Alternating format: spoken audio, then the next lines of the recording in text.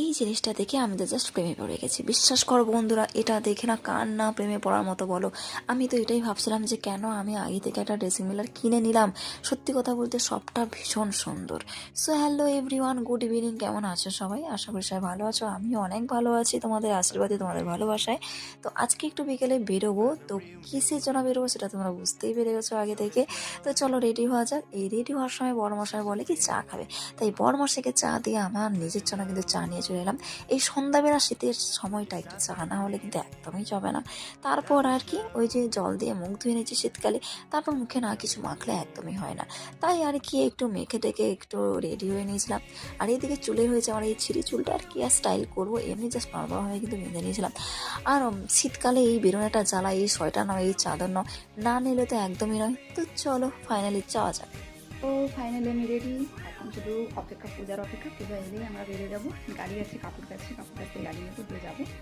আর এই নিয়েছি হচ্ছে গিয়ে একমাত্র সম্বল এখন শীতকালে, চাদর। আসার সময় যদি ঠান্ডা লাগে তাই নিয়েছি চাদর। তো চলো যাওয়া যাক।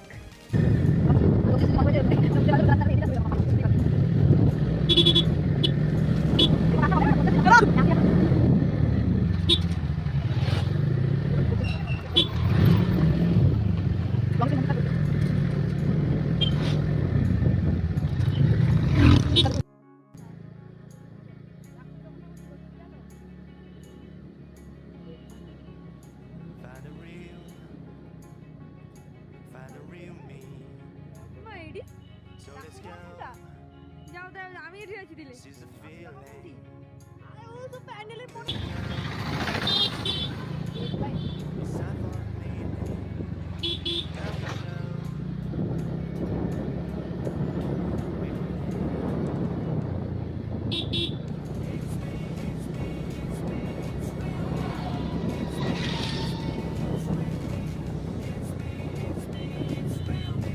সো ফাইনালি কিন্তু পৌঁছে গেছি দোকানে, যেখানে আমার কিন্তু একটা জিনিস নেওয়ার ছিল, সেই দোকানে।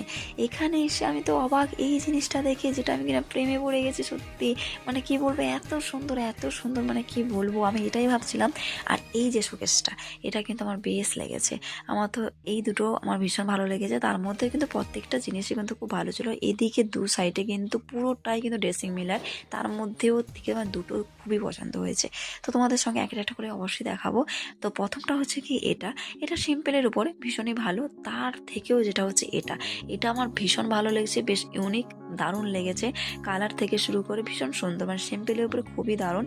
প্রত্যেকটা আমার খুব ভালো লেগেছিলো। আমি বুঝতেই পারছিলাম যে আমি কোনটা ছেড়ে কোনটা নেব। বিশ্বাস করো, ওই মেয়েদের